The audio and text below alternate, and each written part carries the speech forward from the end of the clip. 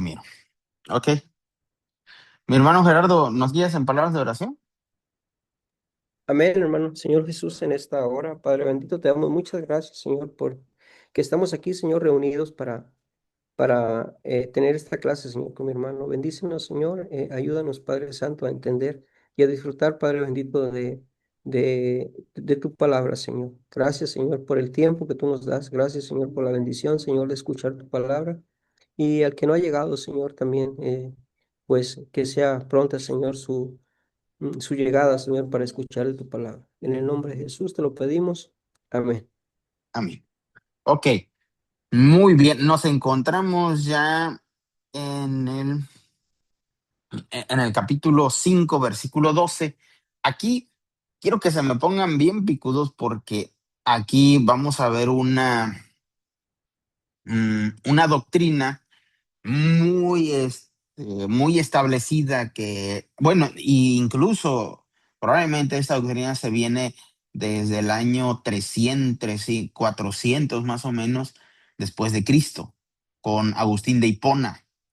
Y esta doctrina la hemos adoptado y hemos sacado mucho de eso, pero yo les voy a contradecir esta doctrina. Perdónenme. Bueno, no, yo no les voy a contradecir. Vamos a analizar y vamos a ver lo que dice la escritura. ¿Sale? Vean.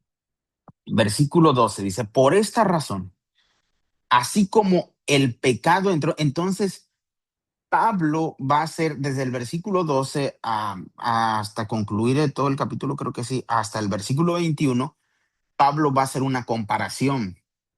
Va a ser una comparación, no, bueno, no principalmente entre Adán y Cristo, sino más bien Pablo lo que intenta hacer es describir lo que Cristo hizo y va a utilizar a Adán para hacer esa comparación, donde va a decir, Pablo dice, bueno, siendo sincero, no hay ninguna comparación. Lo que Jesús hizo no se compara en nada a lo de Adán, pero va a utilizar esa figura. Él va a intentar dar un mensaje. Y entonces empieza el versículo 12, dice, así como el pecado entró en el mundo por medio de un solo hombre. Entonces, existe esta idea, la idea, recuerden, de Adán, de la creación. Adán en hebreo significa hombre o ser humano, no significa hombre como masculino, significa ser humano, Adán. Luego, en otras partes, en los primeros capítulos, en el capítulo 1 y en el capítulo 2, capítulo 3, Adán representa a la humanidad, no es que como separado. Entonces, aquí Pablo va a presentar a Adán como ser humano, no como Adán como hombre. A veces dicen aquí, es que el hombre, porque el hombre es el principal. No, aquí Adán es como el ser humano. Si se dan cuenta, aquí va a decir, dice, por medio de un solo hombre. Entonces la idea de hombre es de humanidad, dice, y la muerte por medio del pecado. Así también la muerte pasó a todos los hombres, por cuanto todos pecaron. Entonces, dice, según este argumento, Pablo nos está explicando y dice, bueno, dice, el pecado entró en el mundo por medio de un solo hombre. Si se dan cuenta, dice aquí, dice, entró en el mundo, no dice el pecado. De aquí se ha sacado la idea del pecado heredado. ¿Sí han visto eso? ¿Sí han visto esa teología o esa doctrina del pecado heredado? Sí, hermano. Ok. Yo tuve no sé si puedo comentarlo, en una clase, un estudio que di hace Ajá. poco, eh, tuve una controversia con algunos hermanos porque tienen malentendido algunos conceptos. Y Ok. yo les dije claramente, yo no soy culpable del pecado de Adán. No sé qué les hayan enseñado, pero yo voy a responder por mis pecados, pero no de Adán, ni siquiera por lo de mis hijos, ni por lo de mi vecino, ¿no? Amén. Sí. Porque es que el pecado original, les dije, es una doctrina católica, le dije, y eso es algo que ellos sí nos quieren heredar, pero no debemos dejarlo, porque para remediar esa doctrina metieron la virginidad perpetua de María, la Inmaculada Concepción, que María es Madre de Dios, con tal de preservar a Santa y Jesús no herede el pecado, el supuesto pecado original. O sea, de ahí se derivaron muchas herejías. Ajá. Ok, muy bien. ¿No? ¿No es así? Sí, sí, sí, estoy de acuerdo contigo, Sí. con usted, mi hermano Sebastián. Exactamente. Vean, el texto en ningún momento dice que hay como un pecador. Dice, así como el pecado entró, la idea es como si estuviera externo, pero Pablo nos va a decir en el capítulo 7 que el pecado parece ser que no es como externo, pero aquí sí nos está diciendo como externo, pero en el capítulo 7 nos va a decir que es como algo interno, pero dice, entró en el mundo por medio de un solo hombre.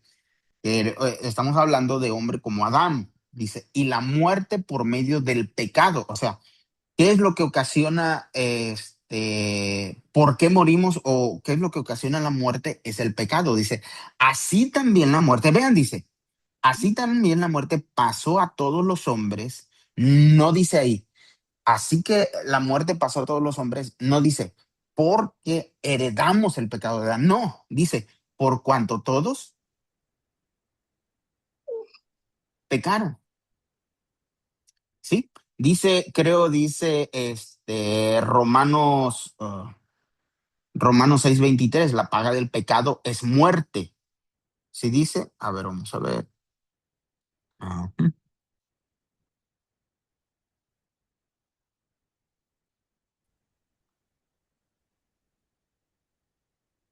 dice, porque la paga del pecado es muerte. ¿Ven?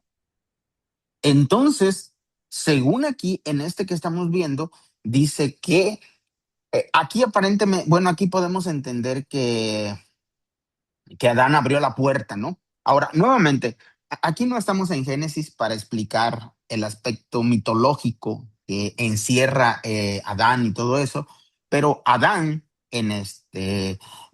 por ejemplo, en Génesis capítulo 1 y capítulo 2 hay dos versiones de la creación. El capítulo 1 es una versión de la creación y el capítulo 2 es otra versión de la creación. Y el capítulo 1 parece ser que es de un autor y el capítulo 2 es de otro autor. Y entonces se presenta así esto porque en el capítulo 2 principalmente en el capítulo 2 el autor toma del Enuma, no, perdón, el capítulo 1 el autor toma del Enuma Elish. ¿Sí han escuchado del Enuma Elish? Es un mito babilónico. ¿Sí lo han escuchado o no? Bueno, pónganle ahí en Google Enuma Elish y lo pueden descargar. Y compárenlo con Génesis capítulo 1 y ustedes van a decir, ¿qué está pasando aquí? Bueno, el mito babilónico es antiquísimo, o sea, viejo. Estamos hablando que si el Génesis probablemente se escribió como en el año 600 antes de Cristo y el mito babilónico probablemente se escribió 2000 años o 2500 años o probablemente 2500 años antes de Cristo. ¿Sí? Y entonces el autor lo que va a utilizar el mito, porque en el mito babilónico dice que hay un dios de la tierra, una diosa, creo que, perdón, no sé, recuerdo si es la diosa de la tierra, ahí estoy confundido, no recuerdo, pues si es la diosa, pero hay dioses y diosas, dioses y diosas. ¿Y en qué consisten? Dice, de la tierra hay un dios, del agua hay un dios, de la lluvia hay un dios, de las plantas hay un dios, de la fertilidad hay un dios, de todo hay dioses. Y entonces ellos pensaban y decían, la idea es que en el mito babilónico y entonces existe esa idea. Entonces, en Génesis capítulo 1, lo que hace el autor es decir, no, eso que ustedes consideran como dioses no son dioses. Más bien, existe un Dios que es creador de todo. Y entonces se crea el capítulo 1, en la creación, el capítulo 1 de la creación. Entonces fue un impacto para aquel tiempo este mensaje porque recuerden que era un tiempo politeísta y entonces cuando el autor utiliza eso y dicen, ¿cómo? solo un Dios es creador de todo, es impactante. Para nosotros, luego nosotros queremos meterle a la Biblia mucho la idea de ciencia, de científico, pero la intención de la Biblia no es ser científica, la intención de la Biblia es ser teológica, es un mensaje teológico, literario, y es un mensaje para nosotros, y debemos de entenderlo de acuerdo a sus perspectivas mitológicas y todo lo que implica. Bueno, en el caso de Adán, nosotros entendemos lo mismo, que Adán y Eva representan a la humanidad. No quiere decir que así Dios creó. El propósito de de la creación o lo que presenta el autor no nos está diciendo cómo Dios hizo el universo, cómo Dios hizo el planeta o cómo Dios hizo la humanidad. El propósito es presentarnos el por qué, el para qué de la creación. ¿Ven? No el cómo se creó. Dios no nos va a explicar, no nos explica cómo Él es el creador. ¿Se acuerdan que Job le pregunta, creo que sí fue Job, le pregunta al Señor, oye Señor, dime, y le empieza a cuestionar. Y entonces Dios le responde, creo que le responde en Job capítulo 38, creo que sí, es en Job capítulo 38. Permítanme tantitito.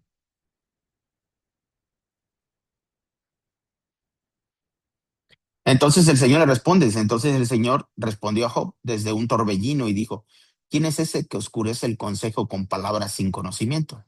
Cíñate pues los lomos como un hombre, como hombrecito, vamos a hablar como hombrecito. Yo te preguntaré y tú me lo harás saber, a ver si sabes. ¿Dónde estabas tú cuando yo fundaba la tierra? No, no sabemos. Házmelo saber si tienes entendimiento. ¿Quién determinó sus medidas? No sé, ni siquiera las medidas, ¿ok? Entonces, ¿ven esa idea? Dios no nos muestra el cómo de la creación. Lo que sí yo entiendo es que Dios nos ha dado inteligencia para descubrir y para descubrir a partir de las ciencias cómo fue, cómo se formó en parte el universo. Y de ahí se han formado varias teorías. Ahora yo digo, si en el capítulo 1 hay, existe una versión de la creación y en el capítulo 2 hay otra versión de la creación. Y si después se descubrió la teoría del Big Bang y después se van a descubrir otras teorías y un montón de teorías, ¿quién sigue siendo el creador? ¿Quién es el creador? Dios. Exactamente, definitivamente Dios es el creador. Ahora, a mí me impresiona, por ejemplo, el universo. Si ustedes se dan cuenta del universo, el ser humano a lo más lejos que ha llegado es a la luna. Y la luna eh, orbita alrededor de la Tierra. ¿Ven? Entonces es un satélite. De hecho, la luna es un satélite de la Tierra y es a lo que más ha llegado. Y entonces el universo es impresionante, es enorme, es gigantesco, es, no sé, y solamente lo que vemos es, por ejemplo, existe el universo observado, solamente el universo observado, y no sé más allá del universo. Imagínense lo impresionante de Dios, ¿ok? Entonces, veamos este punto de aquí. Pablo, para los que acaban de llegar, Pablo va a intentar hacer una comparación, pero no para explicar lo que pasó con Adán, sino para explicar lo que pasó con Cristo.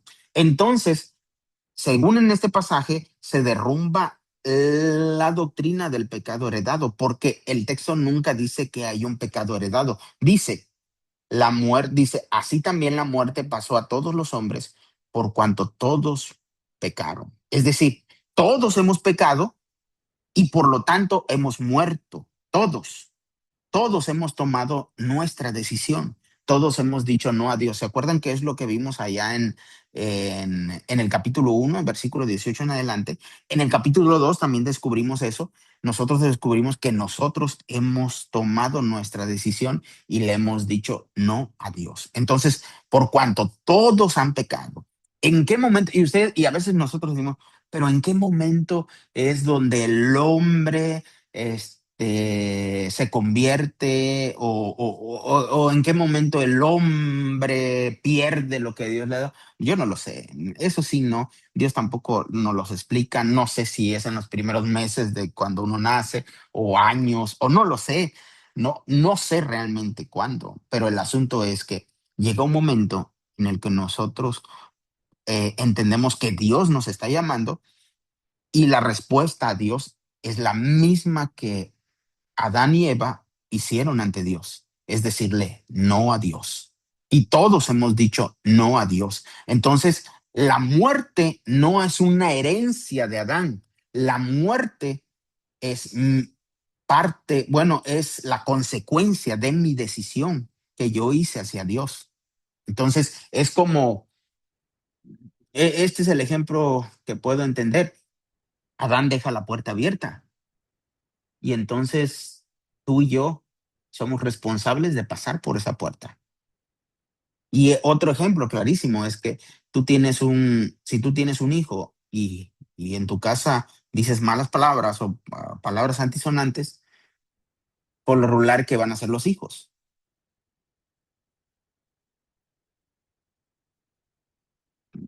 Van a repetir esas palabras porque son el ejemplo. Bueno, es lo mismo que encontramos aquí. ¿Ok? Ahorita voy a continuar, para desarrollar el argumento. Dice, versículo 13. Antes de la ley, el pecado estaba en el mundo, pero como no había ley, el pecado no era tenido en cuenta. Y dices, bueno, ¿a qué se refiere? Tenemos que leer el versículo 14 para entender el 13. Dice, no obstante, la muerte reinó desde Adán hasta Moisés, aún sobre los que no pecaron con una ofensa semejante a la de Adán, quien es figura del que había de venir. Ahora, vean, según dice el 13, dice, antes de la ley, el pecado estaba en el mundo, pero como no había ley, el pecado no era tenido en cuenta. Y entonces, ¿a qué se refiere? Cuando está Adán, en ese transcurso de Adán hasta Moisés, no hay ley. No existe la ley. La ley todavía no ha sido dada. Entonces, no hay ley. Y entonces dice, bueno, pues si no hay ley, ¿cómo van a ser culpables? Ellos no son culpables. Pero vean lo que dice el versículo 4. No obstante, la muerte reinó desde Adán hasta Moisés. Pero nosotros entendemos, de acuerdo a Romanos 6:23, acá está,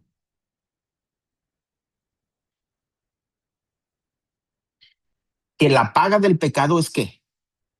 Muerte. Y de acuerdo a el versículo 12 dice, por cuanto todos pecaron.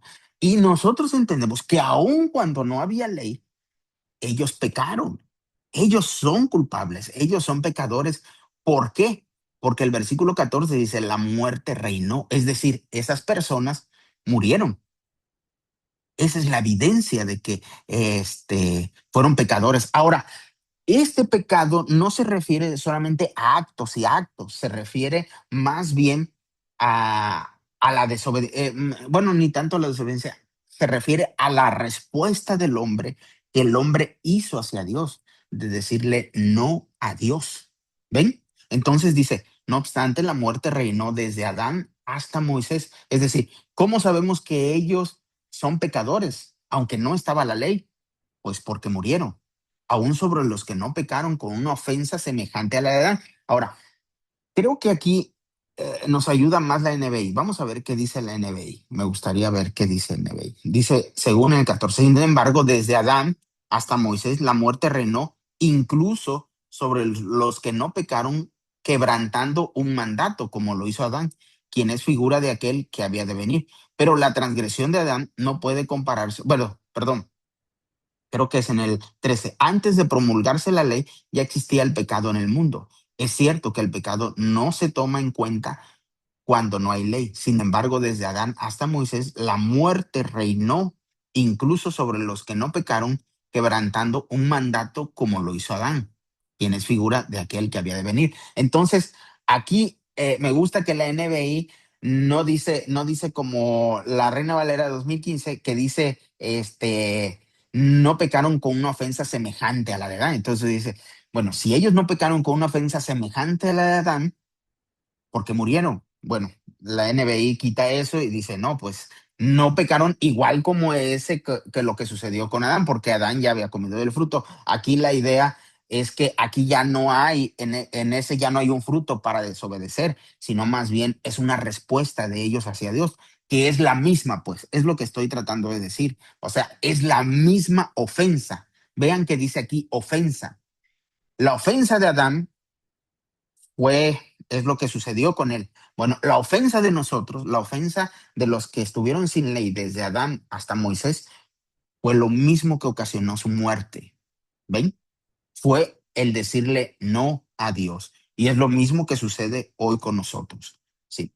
Entonces, versículo 15 dice, pero el don, entonces, según Pablo dice, quiso hacer como una comparación, pero dice ya en el versículo 15, la verdad es que no hay comparación. Dice, pero el don no es como la ofensa. No, el don es gracia.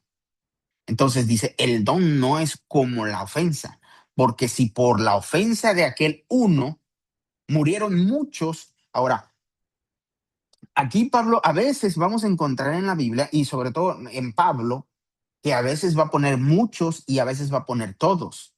Pero nosotros entendemos que todas las personas, todos los seres humanos morimos. Entonces, aquí no debería de ser muchos, debería decir todos. Creo que la NBI nos diría, dice, pero la transgresión de Adán no puede compararse con la gracia de Dios, pues si por la transgresión de un solo hombre murieron, ¿qué? ¿Ven? Todos. Por eso uno debe de ser cuidadoso, hermanos, cuando va a interpretar y decir, a veces nosotros solamente agarramos, aquí murieron muchos. Es que no todos van a morir. Eso es absurdo. Nosotros entendemos que todos morimos. Todo ser humano tiene que morir, porque todos somos pecadores y la paga del pecado es que es muerte. Incluso hubo uno que no pecó. ¿Quién? Jesús, ¿Y por qué murió si él no pecó? por decisión propia, era necesario, ¿no? Por nuestros pecados. Exactamente, porque la paga del pecado es muerte. Él pagó en nuestro lugar. ¿Ven? Impresionante esto, ¿eh? Adelante, mi hermano Jonathan. Está bien interesante, ¿no? Porque incluso quiero rematar esto, bueno, no rematar, sino coadyuvar a eso que está diciendo, hermano. Por ejemplo, en Juan 3, 3:36, el que cree en el Hijo tiene vida eterna, pero el que rehúsa creer en el Hijo no verá la vida, sino que la ira de Dios está sobre él. Justo resume lo que usted está diciendo, hermano, ¿no? Ok, sí, sí, en parte. Es que lo estamos viendo desde atrás, todo lo que Pablo está diciendo. Y sí, sí es cierto. O sea, es Cristo. La paga del pecado es muerte y todo ser humano tenemos que morir. Todos morimos, pero Cristo paga en nuestro lugar. Hace posible. Ahora, y entonces uno dirá, ¿y entonces por qué sigo muriendo? ¿Ah? Uno dirá, bueno, si Cristo ya pagó en mi lugar y yo ya no debo de morir, yo reconozco que voy a morir. Sin embargo, también reconozco que voy a resucitar para darme vida. Ahora, ahorita voy a explicar un poquito de eso porque se va a poner bueno. Esta parte quiero que ustedes la analicen bien. Entonces dice, porque si por la ofensa de aquel uno murieron todos, ¿cuánto más abundaron para muchos la gracia de Dios y la dádiva por la gracia de un solo hombre, Jesucristo? Sí, o sea, la gracia es abundante, es mucho mayor. O sea, bueno, seguimos, versículo 16. Ni tampoco es la dádiva como el pecado de aquel uno, porque el juicio, por el que el juicio a la verdad surgió de una sola ofensa para condenación, pero la gracia surgió de muchas ofensas para justificación. Es cierto, por ejemplo, la condenación de Adán fue por eh, dice aquí, dice, porque el pecado de aquel uno, o sea, fue por el pecado de él, por la desobediencia de él. Pero la gracia surgió de muchas ofensas. ¿Cuáles muchas ofensas? Muchas ofensas de todos los seres humanos. Todo, o sea, vean lo enorme de la gracia. La gracia es superior y entonces dice Pablo, dice, entonces no hay comparación. La gracia lo llena todo. ¿Sí? Entonces dice el 17, porque si por la ofensa de uno reinó la muerte por aquel uno, ¿cuánto más reinará en vida los que reciben la abundancia de su gracia y la dádiva de la justicia mediante aquel uno, Jesucristo? Entonces compara y dice, bueno, si por la ofensa de uno reinó la muerte, recuerden, de aquí se toma la idea de es que por uno entró la muerte para todos. No es cierto. Eh, como dijo mi hermano Sebastián, Adán eh, tuvo sus consecuencias de su pecado y tú y yo tenemos nuestras consecuencias de nuestro pecado. Yo no voy a pagar la consecuencia del pecado de los demás. Cada quien va a pagar su consecuencia de sus pecados. Todos somos responsables. Ahora, ¿por qué digo eso? Porque según el versículo 18 dice, así que como la ofensa de uno alcanzó a todos los hombres para la condenación, si tú tomas ese versículo y dices, bueno, si la ofensa de uno fue como una herencia hacia todos los demás para condenación, así también la justicia realizada por uno alcanzó a todos los hombres para la justificación. Entonces, si nosotros aplicamos la doctrina del pecado heredado, que el pecado heredado se extiende para todos antes de nacer, pues ¿qué creen? Entonces, todos somos justificados también antes de nacer, según este versículo. Y nosotros no, yo no puedo aplicar eso así. Definitivamente no podemos aplicar eso así. Porque nosotros entendemos que sí, Cristo ya pagó en nuestro lugar, pero ¿qué es lo que tenemos que hacer? ¿Qué es lo que las personas tienen que hacer ante el sacrificio de Jesús? Tenemos que responder a ese sacrificio. Es decir, si Adán cometió pecado, yo cometí pecado porque yo seguía a Adán. Hice lo mismo que él. Entonces, si Cristo nos ha justificado, yo recibo esa justificación por mi respuesta a lo que Jesús hizo en la cruz. No sé si me estoy explicando. Creo que sí, porque muchas veces solemos echarle la culpa a Adán, ¿no? O sea, si no hubiese pecado Adán, yo estuviera en el huerto de Oh, las manzanas. así es, así es. Yo estuviera, como, no es cierto. Nosotros hemos seguido lo mismo que Adán. Hemos seguido el camino de Adán. Pero ahora Jesús nos ha llamado para seguir el camino de él. Por eso se acuerdan que en los evangelios dice, si alguno quiere venir en pos de mí, ¿qué dice? Niéguese. Niéguese a sí mismo. Tome su cruz y ¿qué? Y sígame. Sígame, ¿ven? Pues es lo mismo. Nosotros seguimos a Adán en el pecado, pero podemos seguir a Jesús en la vida. Es decir, nosotros seguimos a Adán en la muerte, pero podemos seguir a Jesús para la vida. ¿Ven? Por eso yo no puedo confirmar esa doctrina. Yo no puedo decir, sí, la doctrina está argumentada totalmente y luego de algunos salen, como dijo David, dice, del vientre de mi madre. ¿Cómo? Hay un pasaje que luego sacan versículos y versículos fuera de contexto totalmente y luego dice, luego se ve, los pecados generacionales y un montón de esos. ¿De dónde sacan esos de pecados generacionales? La Biblia nunca enseña de pecados generacionales. Eso es una falacia total, pero nosotros sí sacamos de la Biblia para argumentar eso. No existe en la Biblia eso. Son versículos sacados de su contexto, ¿sí? Por ejemplo, creo que lo dice no sé si es en Éxodo 20, que de aquí sacan como la idea de pecados generacionales. Dice, versículo 5 dice, vean, El 25 5, dice, hermano, el 5. dice, no te inclinarás ante ellos ni les rendirás culto, porque yo soy el Señor tu Dios, un Dios celoso que castiga la maldad. Dice, uy, Dios es un Dios celoso, castigador. Qué tremendo eso. Pero vean, es que tenemos que seguir leyendo.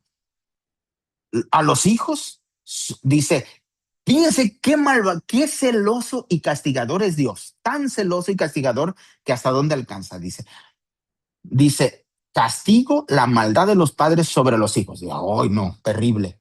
Sobre la tercera generación y sobre la cuarta generación, los que me aborrecen. Y tú dices, no, Dios alcanza cuarta generación, qué feo eso. Pero vean lo que dice el versículo 6. Pero muestro misericordia, ¿a cuántas?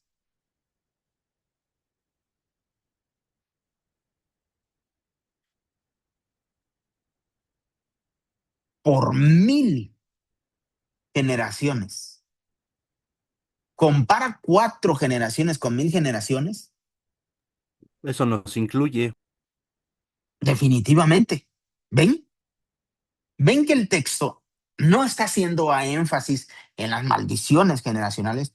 El texto está haciendo énfasis en la misericordia de Dios. Y toda la Biblia hace énfasis en la misericordia de Dios. ¿Dónde está la misericordia de Dios? En que Cristo, en que Cristo pagó en nuestro lugar. ¿Ven?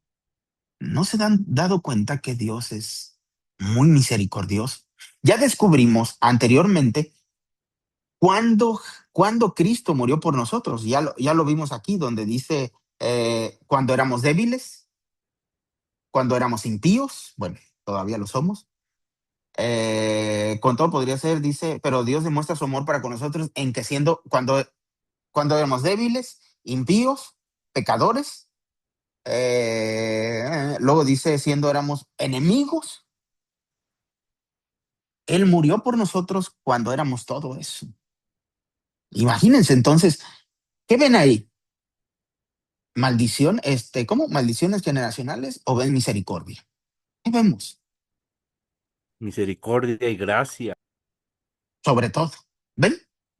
Entonces, aquí en el texto, por eso les digo, debemos de ir, si uno saca un texto fuera de contexto, podemos hacer un montón de teologías, un montón de doctrinas y queremos por mi egoísmo, porque yo soy muy egoísta y soy muy soberbio. Cuando yo soy muy soberbio, lo que intento hacer es para que vean que yo sí sé. Y entonces, como me enseñaron un tipo de hermenéutica eh, erradísimo, porque yo debo reconocer que en un tiempo yo sí desarrollé ese tipo de hermenéuticas de ir de chapulín, como de versículo, brincando de versículo en versículo. Y entonces yo descubrí que ese tipo de hermenéutica que tenía, pues no me ayudaba, no me estaba ayudando. Bueno, yo ni siquiera puedo decir que descubrí, prácticamente puedo decir que fue la misericordia de Dios, la gracia de Dios. Y Dios hablando y dijo, y yo descubrí y dije, bueno, pues no puedo agarrar un texto de la Biblia y sacar una doctrina.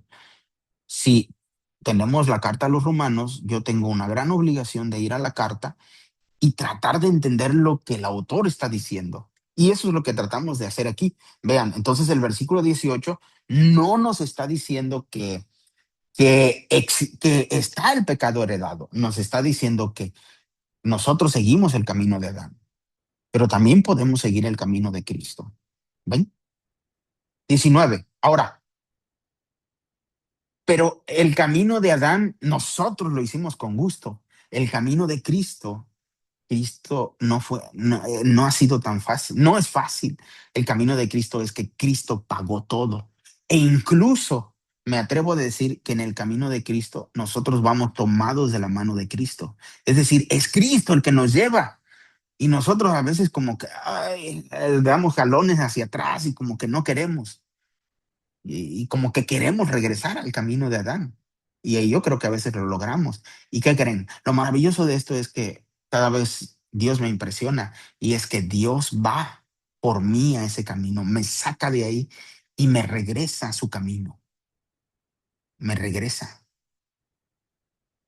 Y esto me impresiona cada vez más. Entonces es ahí donde nosotros podemos decir dónde existe esa diferencia entre el creyente y el no creyente, que pensamos que el no creyente está perdidísimo y que no va bien. Pero descubrimos que en este caminar con Cristo no ha sido por mis esfuerzos, ha sido porque Cristo lo ha hecho posible. para mí era imposible, ¿sale? Versículo 19.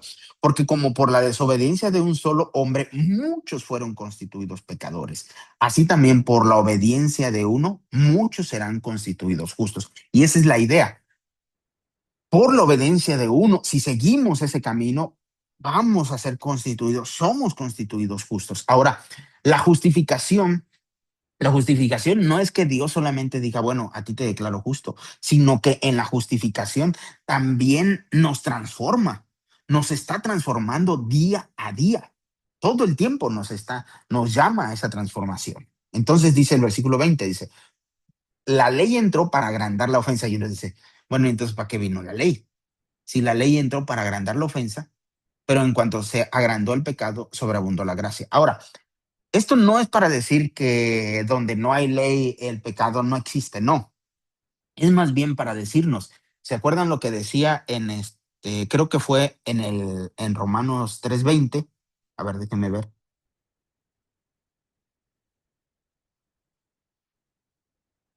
Creo que nos dice, porque por las obras de la ley nadie será justificado delante de él, pues por medio de la ley viene el reconocimiento del pecado. Entonces, la ley entró para agrandar la ofensa, es para decirnos cómo nos encontramos delante de Dios. Pero en cuanto se agrandó el pecado, sobreabundó la gracia. Ahora, la ley, más adelante Pablo va a decir, vamos a decir entonces que la ley está mal, o vamos a decir que que pues hay que pecar más para que sobreabunde más la gracia, pues no, definitivamente no. Es lo que Pablo va a argumentar más adelante. Dice, para que así como el pecado reinó para muerte, así también la gracia reine por la justicia para vida eterna, por medio de Jesucristo nuestro Señor. Por eso yo les decía, en el Antiguo Testamento, Dios en el capítulo 1, capítulo 2, que habla de la creación, Dios no nos muestra cómo de su creación, cómo Dios hizo su creación. Dios nos muestra el para qué o el por qué de la creación. Nos muestra eso. Ahora, ¿por qué estoy diciendo eso? Nosotros entendemos para vida eterna y nosotros pensamos que vida eterna es como vida para siempre, vida como de tiempo, como nunca morir. Pues no solamente se define en ese aspecto, sí tiene parte, pero no es eso. Por ejemplo, en la resurrección, ¿quiénes van a resucitar? ¿Los creyentes o los no creyentes? A ver, de lo que ustedes saben, ¿quiénes resucitan? ¿Los creyentes o Todos, los no? todos. Todos. Creo que todos, Eh, hermano. entonces, si hablamos de vida eterna, entendemos que tanto los creyentes como los no creyentes tenemos vida eterna. ¿Sí o no?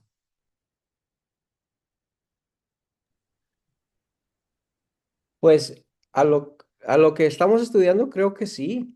¿Ok? Sí, pero no. No de acuerdo al contexto que Pablo y Juan definen. Voy a explicar un poquito con Juan. No debo de hacer eso. Eso yo no se los recomiendo. No deben de hacer este tipo de exégesis.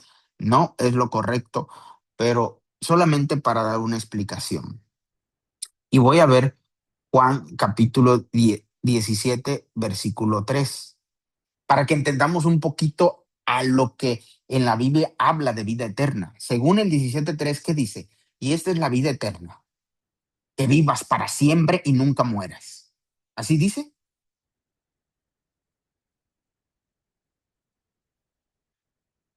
¿Verdad que no? Mi hermano Jonathan, adelante. Por supuesto que no. Más bien, sería todo lo contrario, es estar sin él. Ok. Bueno, hablando de Muerte, de muerte. muerte, Bueno, vida eterna, según aquí en el capítulo 17, versículo 3 de Juan, dice, te conozcan a ti. ¿Y qué significa conocerlo a él? El único Dios verdadero de Jesucristo a quien tú has enviado. ¿Qué significa conocer? tener una relación. Sí, entonces significa tener una relación. Entonces se dan cuenta, por eso en Génesis Dios nos creó para que lo glorifiquemos, para que tengamos una relación con Él, pero no solamente una relación con Él, también una relación con quién? buenas relaciones, una buena relación con Dios y una buena relación con quién, con los demás. ¿Ven?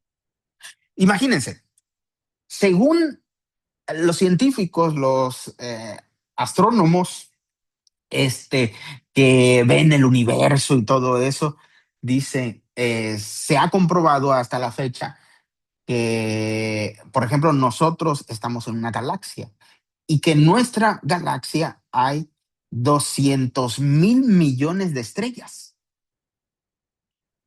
y que en el universo posiblemente hay 200.000 millones de galaxias.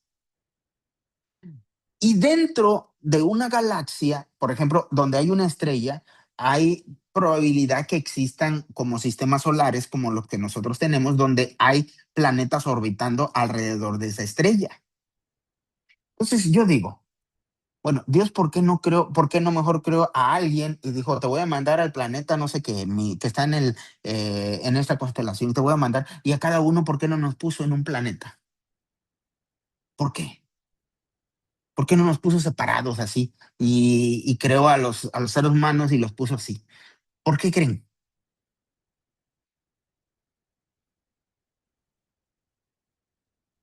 Porque Dios es un Dios relacional. O sea, qué Exactamente. fácil, ¿no?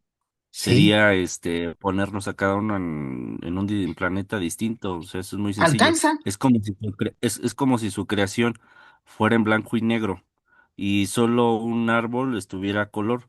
Lo pudiera hacer, sí, por supuesto. Pero pues Dios es pues es magnífico y lo hizo, o sea, no porque fuera necesario, pero pues así es él. ¿Ven? Entonces entendemos esa idea del ser humano y entonces nos hizo para buenas relaciones, nos hizo seres relacionales. Y si nos hizo seres relacionales, entonces nos está llamando a una relación con Él. Entonces, según aquí, la vida eterna, y yo creo que Pablo también está hablando de eso, la vida eterna no consiste en vivir para siempre, no. Imagínate que vives para siempre eh, enojado con tu mamá, con tu papá, con tu esposa, peleado, con tu vida egoísta todo el tiempo, soberbio. ¿Qué tipo de vida es esa? Más bien eso es lo contrario del propósito de Dios. Dios nos creó para glorificarlo a Él. Nos creó para tener una buena relación con Él y una buena relación con los demás. Esa es la vida eterna. Entonces, hermanos, consideren esto, porque la vida eterna no consiste en vida para siempre. Bueno, en cierta manera sí, pero eso no es lo principal. La esencia de la vida es cumplir el propósito por el cual Dios nos ha creado. Es decir, hermanos, Dios no nos creó para que seamos libres, ¿cómo se llama? Libres para que tú hagas lo que tú quieras o para que, como libres de, de todo así. Dios nos creó para ser libres del pecado y de la muerte. Dios nos creó para ser libres y vivirla en vida. Libres para amar, libres para ser responsables, libres para preocuparme por otros, libres para ver que alguien tiene una necesidad. Ese es el propósito por el cual Dios nos creó. ¿Ven? Entonces, ese es el propósito. Adelante, mi hermano Jonathan. Entonces, realmente yo he estado, entonces yo he estado cometiendo un error, este, teológico, ¿no? Y ahorita lo estoy analizando a partir de lo que estamos viendo de Romanos. Cuando, por ejemplo, se está llevando el evangelio, cuando empieza una relación con otra persona para llevarlo a los pies de Cristo, obviamente entiendo que yo no soy, si no es Jesús, todo depende de Dios. Pienso que mi error estriba en lo siguiente, los llevo a pensar en el reino, así como la prioridad. Me explico. Cuando tú mueras, vas a llegar al cielo, las calles de oro, entonces le estoy dando mucho peso a su creación antes que a Dios mismo. Es Sí, decir, primero está Dios, primero está Jesús, pero a veces resaltamos más su creación o el cielo, las calles de oro, cuando realmente no ponemos los ojos, dice la Biblia, en el autor y consumador de la fe. A lo mejor me estoy yendo a los extremos, pero la verdad es que sí es así, ¿no? Sí, sí, sí, definitivamente. Es como el que, como la que está enamorada. Vamos a poner, voy a poner esta comparación. Hay uno, hay dos novios, novios, la mujer y el hombre. Y entonces el hombre le dice a la mujer, oye, ¿te quieres casar conmigo? Entonces la mujer le dice, "Eh, ok, dice, pero ¿cuánto tienes en el banco? ¿A dónde nos vamos a vivir? ¿En qué me vas a llevar a pasear? Mi pregunta es, bueno, como padre uno sí espera que su hija, yo tengo hijas y que pues les vaya bien, pero la pregunta es, ¿creen que la muchacha está enamorada?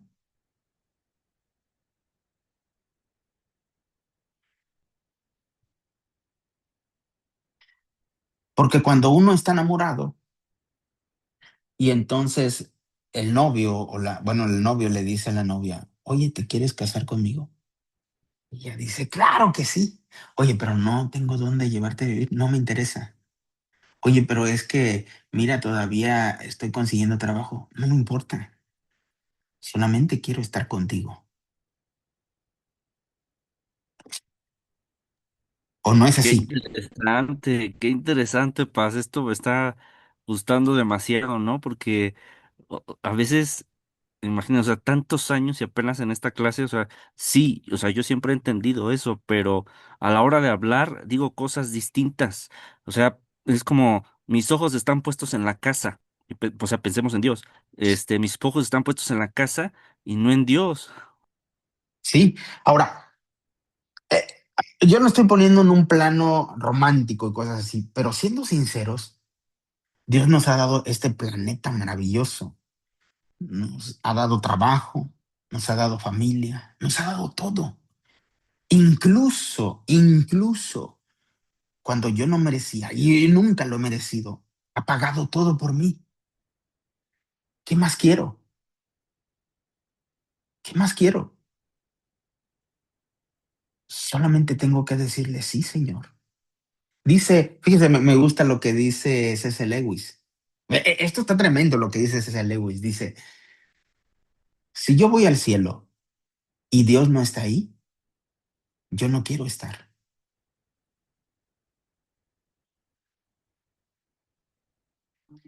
Pero si voy al infierno y encuentro que Dios está ahí, he encontrado mi habitación. Vean lo que estoy diciendo. No estoy diciendo que así es. Solamente vean el mensaje que está tratando de decir este teólogo. Y es que el cielo no tiene sentido sin Dios. ¿Ven? Es como el que le dice a su esposa, como el que le dice a su esposa, eres mi cielo. ¿Por qué le dice eso? Porque está en el cielo,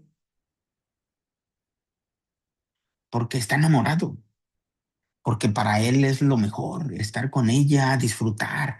Es eso exactamente. Entonces, hermanos, el estar con Dios no se trata de cosas, de lugar, de tiempo, de espacio, se trata de relaciones. Esto se trata de relaciones. Hermanos, Dios nos ha llamado a una relación con Él. Y yo supongo que donde vamos a estar va a ser maravilloso. Es el cielo, es donde vayamos a estar. Y incluso, dice el autor, me voy a ir, fíjense, voy a comparar, pero vean lo que dice el autor de Efesios. ¿Por qué digo el autor de Efesios? Porque voy a darla en en el Seminario de México, voy a dar en el Seminario Bautista Mexicano, voy a dar la de Epístolas de la Prisión y se le adjudican a Pablo esta carta a los Efesios. Pero hay todavía dudas de la paternidad literaria. Bueno, no me interesa quién es el autor, pero me encanta esto lo que dice el versículo 3. Dice, bendito sea el Dios y Padre de nuestro Señor Jesucristo, quien nos ha bendecido en Cristo con toda bendición espiritual en los lugares celestiales. Según el autor a los Efesios, que, mm, que si es Pablo, que si fue un discípulo de Pablo, no lo sé, pero dice, ¿por qué digo esto? Porque Pablo nunca habla de la escatología realizada. Él siempre habla, sí, la escatología es los últimos tiempos, lo que va a acontecer en el final. Y entonces Pablo nunca habla de la escatología realizada. Pablo habla de la escatología por realizarse. Y este autor de Efesios presenta la escatología semi-realizada. Entonces, este autor, según el autor de los Efesios, dice que ya estamos en los lugares celestiales. Y yo coincido con él. Y yo digo, sí, yo puedo dar evidencia que sí, que puedo disfrutar de los lugares celestiales, porque el cielo para mí no es un lugar. Para mí el cielo es una relación con Dios. Y hoy estoy disfrutando de esa relación con Él. Aquí la estoy disfrutando. Y eso es el cielo.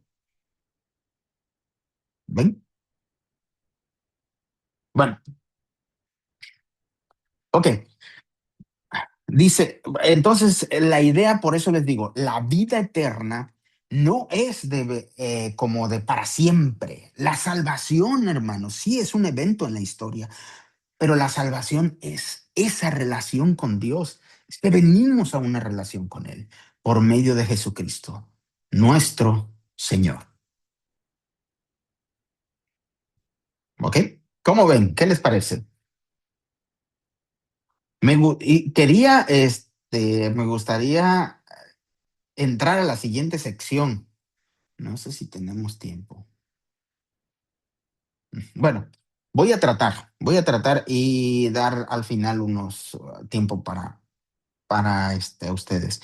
6:1 dice, ¿qué pues diremos? Permaneceremos en el pecado para que abunde la gracia. ¿Se acuerdan que yo les había dicho, como la ley, dice, versículo 20, la ley entró para agrandar la ofensa, pero en cuanto se agrandó el pecado, entonces alguno se tiene esa idea, dice, bueno, si cada vez que yo peco se agranda la gracia, pues hay que pecar. Pues, y luego a mí eso casi no me gusta, ¿ah? Es mejor hay que darle para que se agrande más la gracia. Pues entonces Pablo dice, ¿qué pues diremos? ¿Permaneceremos en el pecado para que abunde la gracia? Y entonces dice aquí en el versículo 2, de ninguna, jamás, no, imposible. Imposible, porque vean lo que va a decir. Este es un giro de 180 grados. Pablo ya nos había dicho, anteriormente nos dijo que desde el capítulo 1, en el capítulo 2, capítulo 3, capítulo 4, que seguimos siendo pecadores, que somos malvados y cosas así. Pero vean lo que dice en el versículo 2, Pablo. Es un giro de 180 grados y dice, de ninguna manera, porque los que hemos muerto al pecado, ¿cómo viviremos todavía en él? A ver,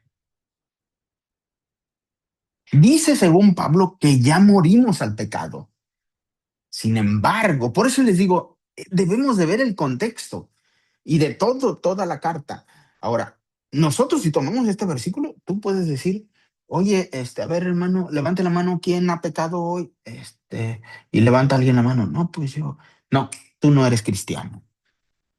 Tú ni sirves al Señor porque un verdadero creyente ya no peca. Y toma este versículo 6:2. Pero hacer eso, no podemos hacer eso porque toda la carta habla de que sí, pero no. Dice, somos pecadores. Sí, morimos ya, hemos muerto con Cristo y viviremos con Él, pero también habla de que seguimos, dice, ya crucifiqué a mi viejo hombre, pero alguien aquí había dicho, me acuerdo que alguien dijo, dice, lo que dijo Martín Lutero, dice, yo pensé que en el bautismo ahí iba a quedar ahogado ahí mi viejo hombre, pero descubrí que sabe nadar. Y entonces nosotros entendemos que existe el ya, pero todavía no. Sí es cierto, porque los que hemos muerto al pecado, ¿cómo viviremos todavía en él? Ahora, sí es cierto, hemos muerto al pecado, pero debemos de entenderlo también como metáfora. Es decir, sí es una realidad, pero no es una realidad definitiva. Ya hemos muerto al pecado, pero ¿por qué seguimos pecando? Porque mi nuevo ser intenta servir a Dios, pero tengo todavía mi viejo ser, o como dijo alguien, dice, yo doy gracias a Dios que ya tengo una nueva vida, pero todavía tengo problemas con la vieja. Entonces, seguimos luchando con eso. Y Pablo sí dice, los que hemos muerto al pecado, ¿cómo viviremos todavía con él? Vean lo que está diciendo, lo que está diciendo. Por eso digo que este es un giro de 180 grados. Y ustedes dirán, no, pues así debe de ser, pero en el capítulo 7, acuérdense que en el capítulo 7 Pablo va a decir, miserable de mí, ¿quién me librará de este cuerpo de muerte? Y luego en el capítulo 8, pero Cristo que me da la victoria, que me da de su espíritu y todo eso. Pablo va a jugar con eso, va a utilizar giros de 180 grados y nos va a decir, bueno, debes reconocer que como pecador sigo siendo pecador. Y sigo siendo pecador, pero también debo de reconocer que ya morí al pecado, pero también debo de reconocer que sigo sujeto al pecado, pero debo de reconocer que Cristo me ha sacado del pecado, pero debo de reconocer que yo me alejo de Cristo y sigo siendo pecador. Este es el evangelio de Pablo que nos está narrando esto. ¿Por qué digo esto? Porque a veces somos muy radicales en nuestras formas de interpretar y algunos dicen, no, no, no, no, no. La Biblia dice que así, así, sí, pero en otras partes dice otra cosa. Entonces debemos de entender cómo Pablo lo va desarrollando. Y Pablo lo va desarrollando con lo que también lo desarrolla Juan en Apocalipsis y también en el Evangelio de Juan desarrolla el sí, pero todavía no. Estamos en esa contradicción. Estamos en esa tensión todo el tiempo. Todo el tiempo estoy batallando conmigo mismo. ¿Ven? Entonces dice el versículo 3, dice, ignoran que todos los que fuimos bautizados en Cristo Jesús fuimos bautizados en su muerte. Y entonces Pablo va a utilizar esta idea del bautismo como la iniciación. Ahora, no en todo momento Pablo presenta el bautismo como la idea de muerte y sepultura. A veces hace otras comparaciones del bautismo. Por eso no el bautismo tiene en esencia ese significado, pero se puede utilizar así como Pablo lo está diciendo. Entonces en el versículo 4 dice, pues por el bautismo fuimos sepultados juntamente con él en la muerte. Esta es está utilizando la figura Pablo para describir cómo es que hemos muerto, no que eso sucede realmente. Nosotros sabemos que lo que sucede es cuando Cristo viene a nuestra vida y eso lo hace posible. Lo que estoy diciendo es que en el bautismo físico, en el bautismo del agua, no sucede eso. O sea, no, ese solamente es una representación, porque algunos han sacado de ahí como que el agua como si tuviera fetiche o un tipo de poder y recuerdo que había un hermano que dice, cuando me bautizaron, dice yo quería que me dejaran una media hora ahí abajo del agua para que se me fueran todos los pecados. Esa es una mala perspectiva, el bautismo. El bautismo no significa eso. El bautismo tiene la idea de ser un ritual de iniciación, ¿sí? Y eso no te salva ni nada de eso. O sea, y nosotros lo utilizamos hay en iglesias donde se utiliza como membresía para la iglesia. Yo no estoy de acuerdo con eso, pero bueno, cada quien lo utilice como lo quiera utilizar. Pero esta es la enseñanza que Pablo va a utilizar. Va el simbolismo del bautismo. Dice, por el bautismo fuimos sepultados juntamente con él, que es la idea que hemos muerto, que es lo que dijo Pablo, dice, ya morimos al pecado. Así como Cristo fue resucitado de entre los muertos, por la gloria del Padre, así también nosotros andemos en novedad de vida. Entonces, entendemos que Cristo nos da libertad, pero nos da libertad para morir. O sea, antes sin Cristo, yo era esclavo del pecado. Yo no podía decirle no al pecado. Pero ahora con Cristo, no quiere decir que ya no peco, pero ahora soy libre para decirle no al pecado. Soy libre para decirle no al pecado. Ahora, no nos confundamos. Sin embargo, yo debo de reconocer que a veces en esa libertad fracaso, porque pienso hacerlo en mis propias fuerzas. Y no podemos hacer esto en nuestras fuerzas. Es Cristo el que tiene que hacer, el que lo hace por nosotros. Para mí es prácticamente imposible, pero recuerden que para Dios sí es posible y Él puede hacerlo. Nuevamente nos encontramos en esa lucha constante de toda mi vida. Y eso va a suceder todo el tiempo hasta el final de mi vida, hasta el final. Ahora, ¿cómo sucederá? ¿Cómo es lo que pasará allá? No lo sé, eso es Dios que lo hará posible. Bueno, ok, dice 5. Porque así como hemos sido identificados con Él en la semejanza de su muerte, también lo seremos en la semejanza de su resurrección. Sí, es cierto, dice, así como, recuerden, el mensaje allá de los evangelios, si alguno quiere venir en pos de mí, niéguese a sí mismo, tome su cruz cada día y sígame. Entonces, lo que nosotros tenemos que hacer es morir. Nosotros tenemos que morir a la muerte, tenemos que morir al pecado. Cristo es la muerte del pecado, es la muerte de la muerte y es la muerte de mi yo antiguo. Entonces, para que tengamos resurrección, para que vayamos a una vida y tener una vida, ya lo entendimos, es venir a esta relación con Cristo. ¿Ok? Hasta ahí voy a dejar. Me gustaría escuchar sus apreciaciones hasta ahí. ¿Qué piensan?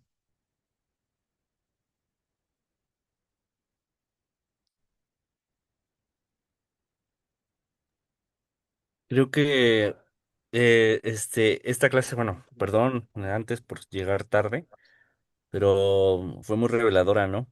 Y en este sentido, pues agradezco al Señor por la vida de usted, pero también por la vida de todos los chavos que están aquí presentes.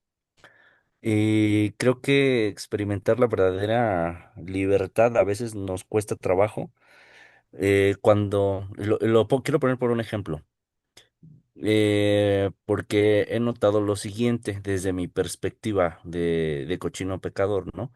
Este, Cuando todo lo veo así como de todo es pecado, o sea, desde Génesis hasta el último libro del Antiguo Testamento, ¿no?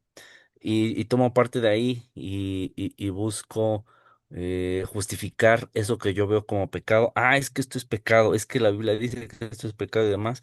Pienso entonces que no estoy viviendo una verdadera libertad en Cristo, cuando la verdadera libertad en Cristo estriba en tomar esa decisión y decir, ya el pecado no gobierna. Bueno, obviamente sí, a veces el pecado va a estar siempre. Por eso es que ahorita lo recuerdo, ¿no? Estamos en el ya, pero todavía no. O sea, es una constante transformación. Pienso que ahí, cuando nosotros entendemos eso, ahí es cuando entra la verdadera libertad. Es decir, ya está aquí el reino, pero todavía no. Sí, sí, estamos en el ya, pero todavía no. Estamos luchando. Es decir, seguimos luchando y tenemos que seguir. No es de que ya vine Cristo. No, pues ya, pues no es cierto. Vine Cristo y estoy comenzando ese caminar porque ya tengo el caminar de Adán. ¿Se acuerdan que ya elegí ese camino de Adán? Ese ya me lo sé, pues ese me lo sé de memoria. Ahora Cristo me ha invitado a este caminar con Él, pero yo disfruto más el otro caminar, siendo sincero.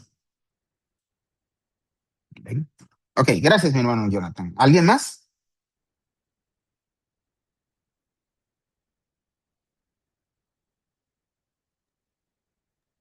Mi hermano, buenas noches. Adelante, mi hermano Ignacio. Buenas noches. Dígame. Eh,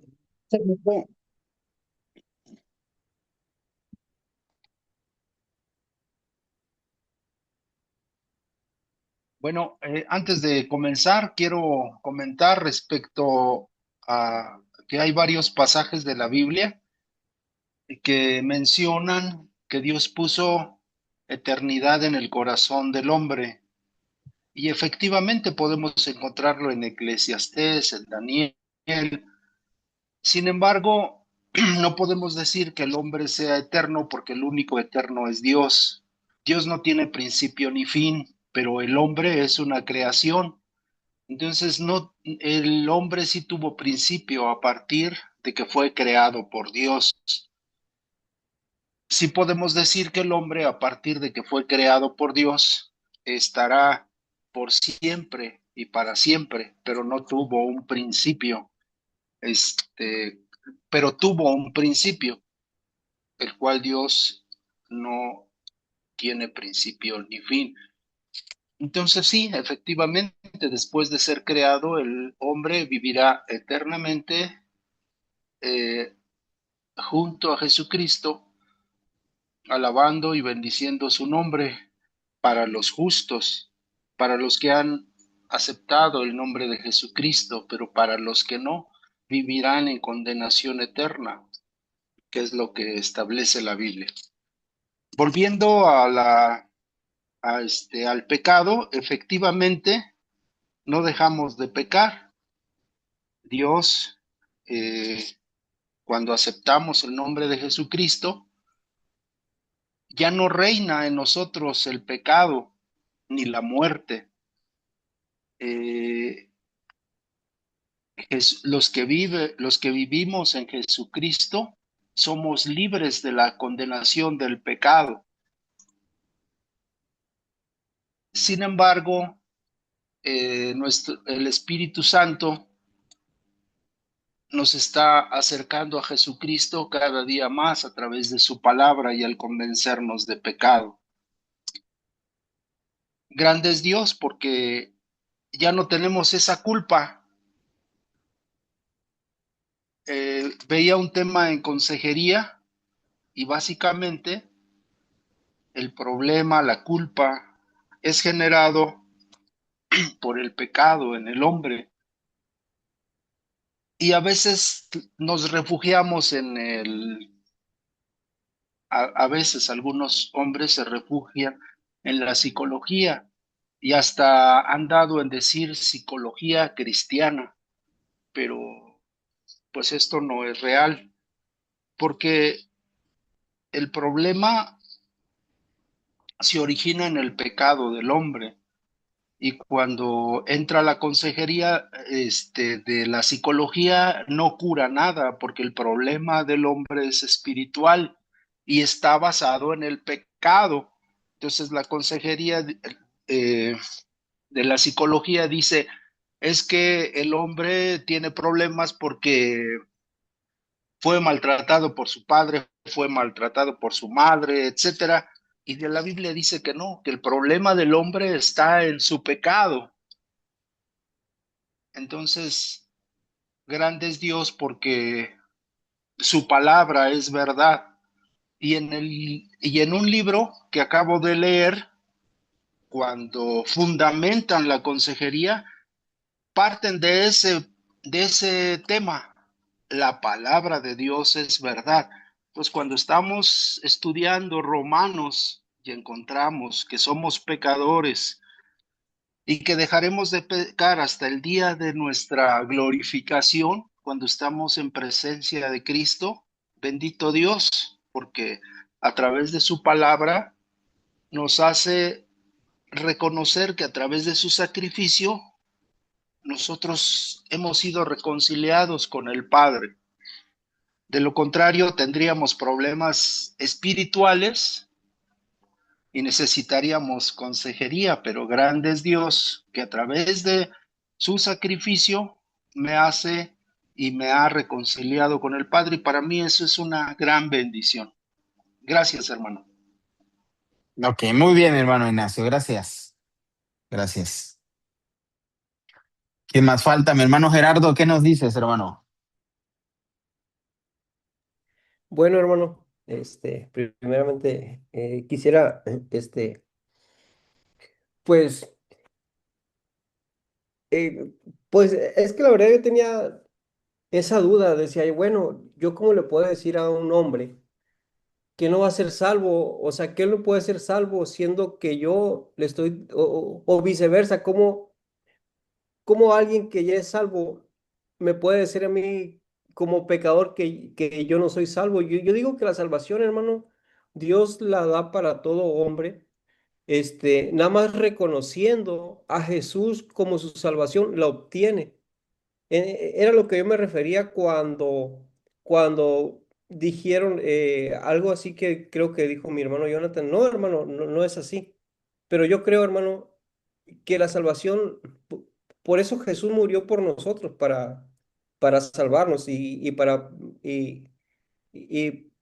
pagar nuestros pecados. Entonces, es a lo que iba yo, ¿cómo yo le puedo decir a una persona, decir, ¿sabes qué? Tú no eres salvo, pero yo sí soy salvo. No, yo no le puedo decir a la persona, no, no es así, simplemente llegar y decir, tú también puedes ser salvo, porque la salvación ahí está.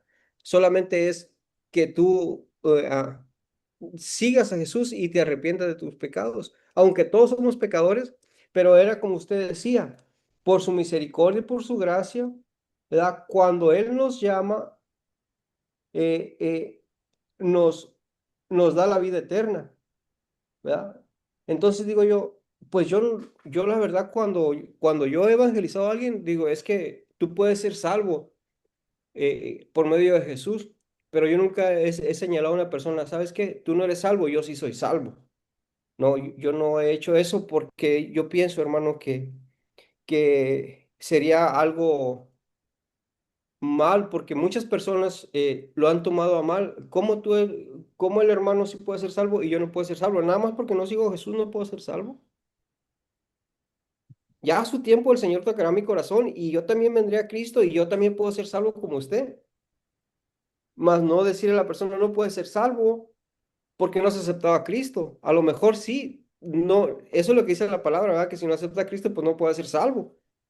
Pero en su momento, digo yo, a lo que yo entiendo de la palabra de Dios, a lo que usted ha explicado, que todos vamos a ser salvos, pero en su momento cuando aceptemos a Cristo. ¿Es así, hermano, o estoy equivocado? Ok, hay en la Biblia, dos cosas que habla la Biblia. Habla la Biblia de la gran separación, donde dice que unos sí y otros no. Pero también la Biblia habla de la inclusión de todos, que todos van a ir a Él. Lo que yo digo es que no sé, yo no sé. Recuerden, la salvación es de Dios. ¿Y qué es lo que Dios quiere? ¿Salvar a quién? A todos. Ahora, pero esa salvación, el detalle es que pensamos como salvación, recuerden, Cristo ya lo hizo posible. La salvación era imposible para todos, imposible, pero Cristo ya lo hizo posible en la cruz para todos. Pero todos tenemos que responder a eso. ¿Qué es responder a eso? Es decirle, sí, quiero eso. Ahora, nuevamente, sí quiero eso, pero es eso que acepto o decirle sí, gracias por lo que hiciste. Ahora, el detalle es que esto no es de decir solamente gracias o decir no, es que Dios conoce el corazón. Yo puedo decirle, algunos dicen, bueno, con que nada más diga gracias, ese no es asunto tuyo, mi hermano, ese no es asunto mío. Yo no sé el corazón de las personas. El único que sabe el corazón es Dios. Por eso yo digo, ese es un asunto de Dios. Y lo único que nosotros podemos hacer es invitar a las personas a que disfruten de eso. Es decir, que llegas a una persona y le decimos, oye, este, mm, ¿sabías lo que Cristo hizo por ti y por mí? ¿Qué hizo? Murió en la cruz, dio su vida, aun cuando nosotros somos malvados, aun cuando nosotros hacemos esto. ¿Qué te parece? Oye, me gustaría darle gracias. Perfecto, yo también quiero y sigo dándole gracias todo el tiempo. ¿Ven? Nuevamente es decirle yo, gracias Señor por lo que hiciste por mí, porque no lo merezco. Gracias, solamente es gracias. Y si alguien dice gracias, yo digo, perfecto, gracias a Dios. El asunto es que nosotros, hermanos, nosotros utilizamos una forma de evangelismo que es como comercial, como mercadológico. Nosotros, nuestra intención no es que las personas agradezcan a Dios, nuestra intención es que esa persona, mi intención es ganar almas para Cristo. Porque así nos han enseñado, vivimos una iglesia mercadológica. ¿Qué es la iglesia mercadológica? Una iglesia mercadológica gana almas para Cristo y ten más gente en la congregación. Y entonces ese es el ministerio exitoso. Y eso se maneja mucho como un ministerio exitoso que todos van a tener y vas a crecer y todo eso. Ahora, no nos hemos dado cuenta que Dios no nos ha llamado a eso. ¿A ganar qué? Yo no gano nada. Dios me ha llamado compartir a otros lo que Cristo ha hecho en mí, en mí pecador, en mí el peor de todos. Eso es lo que ha hecho. Y entonces eso es lo que le comparto a alguien más. ¿Te gustaría venir a esa relación con él? Oye, pero es como lo que vimos en los evangelios, en el evangelio de Marcos. Jesús invitó a sus discípulos, no les dijo, hoy quiero que hagan una confesión, quiero que se arrepientan de sus pecados, quiero que vengan, no, les dijo, vengan, vengan. ¿Y qué es ir a Cristo? Es ir a una relación con Él. No en un momento, es todo el tiempo. Y lo único que podemos hacer es invitar a personas a eso. Pero nosotros ya hemos convertido el evangelio en un sistema mercadológico. Y ese sistema mercadológico consiste en cuánto estás ganando para Cristo en este mes, en esta semana, en este año, cuántos. Y si tu iglesia está creciendo y cosas así, un montón de cosas que nosotros hacemos, que la Biblia no enseña eso. Que la Biblia enseña, el mensaje bíblico es invita a otros, no para que lo identifiques como pecador, para que te identifiques con él como pecador. Sí, yo debo de identificarme con otro, decir, oh, y si la persona dice, oye, pero es que tú no conoces cómo soy bien malvado, pues tú tampoco me conoces a mí. Nada más porque no sabes lo que yo pienso, lo que hay en mi corazón. Pero si Dios me aceptó a mí, Él quiere que también tú vayas a Él. Así ¿Ven? es, hermano, así es. ¿Cómo cambia, verdad, hermano? ¿Cómo cambian las cosas con la invitación, verdad? A tener relaciones con Dios y no señalar a la otra persona como pecador, siendo que nosotros, como dice Pablo, aquí en los Romanos somos pecadores y Sí, nos justifica Dios, ¿verdad? Y sobre la justificación de Dios nos transforma. O sea, sí. no es que nosotros salgamos a señalar a las personas que saliendo yo de la puerta de mi casa señale a los demás. No, es que yo sí soy salvo, pero espérame, tú no eres salvo hasta que te bautices. A ver, no es así, no es así.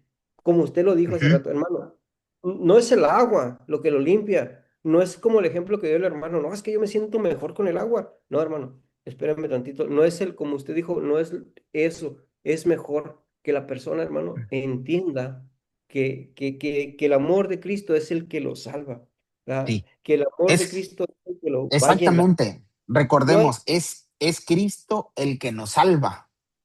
Es Él. O sea, es ahí donde yo no puedo decir, yo estoy siendo salvado. Yo no puedo decir, ya soy salvo. Estoy siendo salvado. Porque puede llegar un momento, hermanos, a lo mejor, ojalá que nunca suceda. Yo llegue un momento en que yo diga, no, es que ya no quiero nada. Y tú dices, no, pero es que Dios, no, es que Dios no te va a obligar. Eso, yo espero que jamás suceda eso en mí. Pero yo decir, Señor, voy a estar agarrado siempre de ti.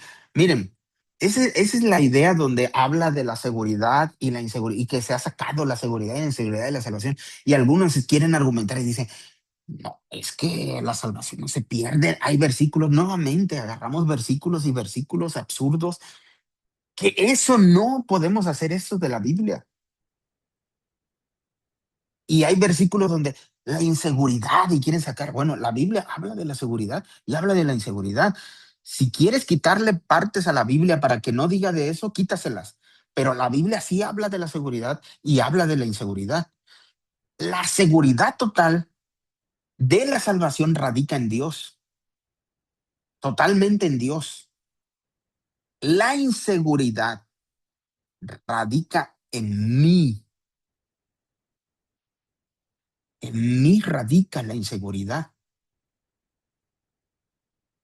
Y algunos ven la salvación así como que, no, no, no, no, esto es una relación. Es como, tú te casas con tu esposa, tienes una bonita relación, pero si tú no cultivas esa relación con tu esposa, mm, no sigues amando como antes, sino que va disminuyendo, va a llegar un momento en que esa relación termine. Pero estoy hablando de dos iguales, una mujer y un hombre. Esta relación con Dios no es de iguales, es una relación del Dios superior que ha hecho lo imposible por mí para salvarme, pero hay un problema tremendo en mí y es que yo diga no a Dios. Ese es el problema. Y de eso habla la Biblia, pero nosotros queremos sacar como argumentos y argumentos y un montón de cosas. No sé, no entiendo por qué, pero bueno, cada quien. Ok. Gracias, gracias, mi hermano Gerardo. Mi hermano Jonathan, ¿ibas a decir algo? Levantaste la mano. No, compagino con los comentarios, solo que solo para aclarar un poquito, más bien mi comentario iba en torno a, por ejemplo, muchas veces podemos tener la Biblia, pero no leerla y utilizarla como amuleto, es decir, yo tengo la Biblia y porque tengo la Biblia soy cristiano. Entonces, más bien es cuestión relacional. En el punto evangelístico, más bien yo hablaba en el hecho de a veces sobreexaltamos la creación de Dios y no exaltamos a Dios mismo. Más bien yo iba Sí, a ello. Y sí, yo eso es entendí eso. probablemente. Yo entendí muy bien eso, mi hermano. Sí, y estoy de acuerdo. O sea, nosotros a veces en la forma de evangelizar, lo que yo he hecho, lo que yo hacía antes era lo mismo que tú. Les decía, si tú vienes a Cristo, Dios te da un cielo bonito, un cielo nuevo, mar de cristal, todo te va a ir bien y cosas así. Y eso es vender el evangelio. Sí, yo hice Exacto. yo me arrepiento porque yo probablemente, aprendí un evangelismo que se llama evangelismo explosivo y probablemente evangelicé como unas 300 personas. De esas 300 personas, una o dos personas me dijeron que no. Todas las demás me dijeron que sí, porque yo las llevaba en una encrucijada y esa encrucijada era para que dijeran que sí. Y yo no entendía qué era el evangelio. Ahora, siendo sincero, estoy intentando entender, porque todavía debo de reconocer que sigo siendo ignorante. ¿Sí? Estoy intentando entender, pero yo sí hice mucho eso y me arrepiento porque yo entendí que el evangelio no es un asunto mercadológico, no es cómo vendes el evangelio. Yo lo entendí, me costó trabajo, mucho trabajo, aún me cuesta y sigo en eso. Nuevamente, sigo en esa tensión, sigo. Y eso es lo que yo invito. Sigan batallando con eso, síganse peleando con ustedes mismos, síganse peleando con la Biblia cuando van a interpretar y no digan, aquí está el mensaje, así es. No puede ser así, porque yo soy corruptible, mi hermenéutica es corruptible, mis formas de interpretar son corruptibles. entonces no puedo hacer eso. Tengo que volver y volver al texto y volver al texto y volver otra vez. Es decir, una vez que vienes a Dios, tienes que volver a Dios y tienes que volver y tienes que volver todo el tiempo, mis hermanos. Esa es mi recomendación. ¿Sí? Gracias, gracias, mi hermano Gerardo, mi hermano Jonathan, gracias. Mi hermano Sebastián, ¿qué nos dices?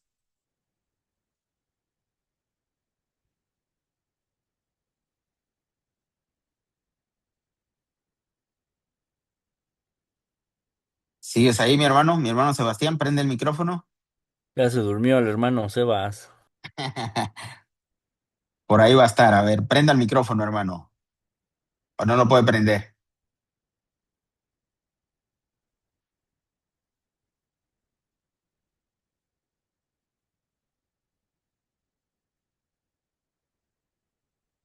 A lo mejor tiene problemas, mi hermano, con el micrófono, pues ni modo. Sí, hermano, ¿estás ahí, mi hermano Sebastián?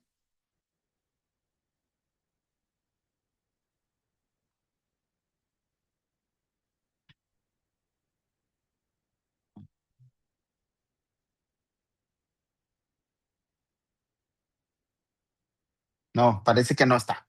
Ok, pues mis hermanos, bendiciones a todos y yo sí les animo, sigan estudiando. La verdad, es una carta profundísima, muy profunda. El mensaje que está dando el autor, yo agradezco a Dios cada vez que voy a esta carta, agradezco que Dios habla a mi vida. Realmente, hermano, no es tanto como para enseñar. Yo hace tiempo ya tenía ratito que no daba esta carta y no es tanto para enseñar y digo, ¿qué les voy a decir? Más bien digo, ¿qué es lo que Dios me está diciendo? Y cada vez que he ido, Dios ha hablado muy fuerte, muy profundamente en esta carta y yo doy gracias a Dios. Vi que prendiste el micrófono, mi hermano Sebastián. No sé, o me equivoqué. Ok, no. Ok, entonces sí, yo les animo, lean esta carta, no con la intención didáctica como lo hacemos. Bueno, ustedes son mis estudiantes en el seminario. Vayan para ver qué es lo que Dios está diciendo a sus vidas, qué es lo que Dios me está diciendo y van a encontrar una maravilla. Es una maravilla esta carta, realmente. Pablo nos ilumina con esta carta. Ok, pues Dios me los bendiga y nos vemos el próximo miércoles, ¿sale? Gracias. De nada, gracias a Dios. Hasta la próxima. La próxima, hermano. Señor le bendiga. Bendiciones.